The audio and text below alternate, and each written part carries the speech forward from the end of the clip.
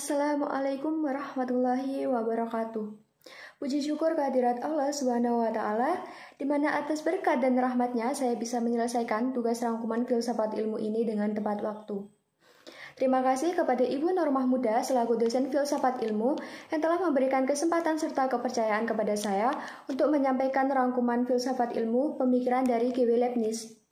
Sebelumnya, perkenalkan nama saya Hasna Ina Salma dengan NIM 21301048 dari kelas Filsafat Ilmu C semester 2. Materi yang akan saya sampaikan di sini meliputi yang pertama, biografi G.W. Leibniz, yang kedua, pemikiran G.W. Leibniz, yang ketiga, argumen G.W. Leibniz terhadap pembuktian eksistensi Tuhan. Langsung saja kita ke materi. Baik, pembahasan yang pertama yaitu biografi dari G.W. Leibniz. G.W. Leibniz atau Leibniz memiliki nama asli Gottfried Wilhelm von Leibniz, yang adalah seorang ahli matematika dan filsuf Jerman.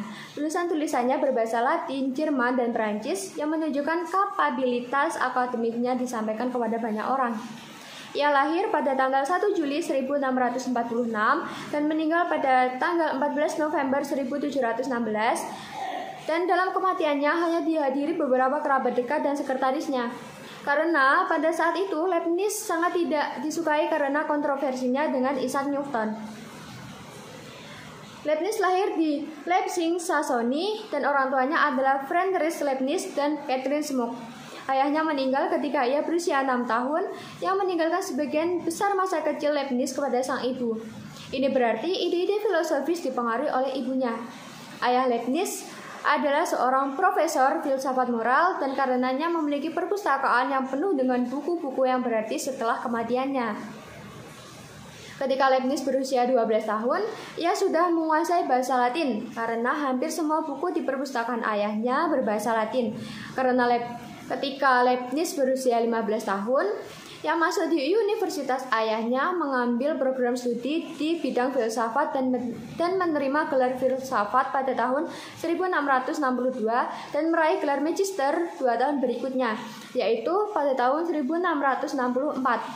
Leibniz meraih gelar sarjana hukum pada tahun 1665 yang menunjukkan tingkat keberagaman akademiknya. Lalu di umur 20 tahun, Leibniz mempublikasikan buku pertamanya yang berjudul On the Art Combination. Lalu pekerjaan pertama Leibniz adalah alkemis di Nuremberg.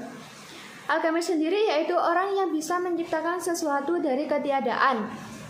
Lalu pada tahun 1673, Leibniz mempresentasikan kalkulator yang hanya menghitung 4 operasi matematik, yaitu penjumlahan, pengurangan, perkalian, dan pembagian. Leibniz adalah orang penting dalam sejarah filsafat dan matematika, namun karyanya tidak dihargai dengan baik pada zamannya. Tetapi ia melakukan banyak pekerjaan dalam mempromosikan berpikir tentang berbagai topik. Karya Leibniz mencakup filsafat hingga politik, dinamika, dan matematika. Tetapi yang terkenal adalah kalkulus. Pembahasan yang kedua yaitu tentang pemikiran G.W. Leibniz. Leibniz adalah filsuf Jerman yang masuk ke dalam filsur rasionalis seperti Spinoza yang membangun fondasi yang berupa substansi penyusun alam semesta. Leibniz beranggapan bahwa alam semesta ini disusun dari unsur-unsur individu yang tak terhingga yang disebut dengan monad. Ia menyandarkan pandangannya bahwa predikat semua proposisi pasti tergantung dalam subjek. Hal ini membuatnya pada kesimpulan bahwa segala kejadian pada alam semesta ini ada kejadian yang terbaik dan sudah seharusnya terjadi, dan Tuhanlah yang menentukannya. Pembahasan yang berikutnya yaitu tentang argumen G.W. Leibniz terhadap pembuktian eksistensi Tuhan. Argumen Leibniz ada 5 pembahasan. Kelima argumen eksistensi Tuhan tersebut dilakukan dengan mengambil 2 haluan, yaitu yang pertama haluan a priori dan yang kedua haluan posteriori. Haluan a priori adalah sesuatu yang bukan dari pengamatan atau pengalaman. Dalam argumen Leibniz yang masuk dalam haluan ini adalah bukti kebenaran kekal, yang kedua bukti ontologis, dan yang ketiga argumen modalitas. Dengan haluan a posteriori adalah sesuatu dari pengalaman. A posteriori mencakup argumen kosmologi dan argumen keharmonian yang telah dibangun sebelumnya. Yang pertama yaitu bukti kosmologi. Kosmologi merupakan cabang ilmu yang berkenaan dengan upaya manusia untuk menalar. Setiap ciptaan memiliki awal mula, tidak ada makhluk yang bisa menciptakan dirinya sendiri, dan hukum sebab akibat tidak bisa sejak awal menciptakan penciptaan. Oleh karena itu, sebab pertama harus ada penciptanya, seperti pertanyaan Leibniz yang menanyakan awal mula mengapa segala sesuatu itu ada. Yang kedua yaitu bukti keharmonisan. Dalam bukti ini, pernyataan Leibniz dalam Discourse on Metaphysics, yaitu semuanya ini amatlah pasti bahwa ketika mempertimbangkan karya-karya, maka kita akan menentukan sang pekerja, sehingga karya-karya tersebut kiranya membawa tanda-tanda dari diri sang pekerja. Tuhan adalah klausa yang sebenarnya dari semesta dan sekaligus sang arsitektur semesta ini. Menurut saya, dalam pembuktian ini seperti tukang yang sedang membangun rumah. Tidak sembarang orang atau tukang dapat membangun rumah, mulai dari menentukan fondasi, menyusun bahan-bahan untuk membangun rumah, dan sebagainya. Ini masih rumah. Tidak semua orang bisa membangunnya, apalagi dengan alam semesta yang banyak kejadian yang luar biasa. Pasti ada pencipta yang luar biasa juga, yaitu Tuhan. Argumen yang berikutnya yaitu argumen ontologi. Ontologi sejatinya membahas hakikat segala sesuatu yang ada. Dalam konteks argumen eksistensi Tuhan, argumen ini bertitik pada ontologi Tuhan itu sendiri. Artinya, fokus pada hakikat apa yang dimaksud sebagai Tuhan. Tuhan adalah wujud yang tidak dapat diperkirakan lagi, yaitu sesuatu yang lebih besar dari semesta. Atau dengan kata lain, Tuhan adalah yang paling tinggi yang dapat dipikirkan manusia. Argumen yang keempat yaitu argumen modalitas. Modalitas adalah cara berada atau berlangsungnya sesuatu. Modalitas biasanya dihubungkan dengan keputusan atau menunjukkan cara penggabungan subjek dan predikat.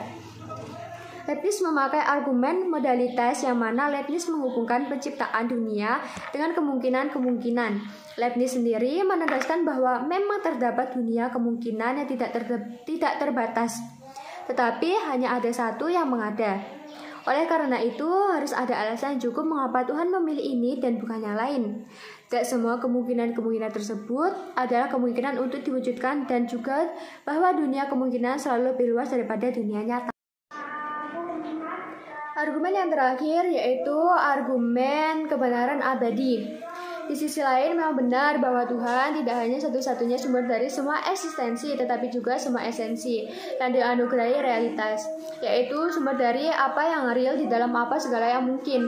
Dalam rangkuman yang saya susun, sudah terdapat penjelasan bahwa melalui argumen ontologis, kita mengetahui bahwa seandainya Tuhan tidak ada, maka tidak akan ada yang real di dalam kemungkinan-kemungkinan. Bahkan yang mungkin tidak akan ada pula. Hal ini membawa kita pada gagasan tentang ada niscaya yang eksistensinya secara logika adalah niscaya. Suatu ada yang kiranya tidak mungkin gagal untuk mengada karena keniscayaan dari eksistensinya juga adalah esensinya. Maka pada saat yang bersamaan argumen ontologis menyatakan fakta kebenaran abadi karena kenyataan ini adalah kebenaran niscaya yang mana segala realitas kiranya harus bergantung kepada ada niscaya yang tanpanya realitas maupun yang tidak mungkin akan ada. Cukup sekian penyampaian materi dari saya dalam video ini. Semoga bermanfaat. Atas kurangnya materi maupun penyampaian dari saya mohon maaf yang sebesar-besarnya. Wassalamualaikum warahmatullahi wabarakatuh. Shaping to the salon.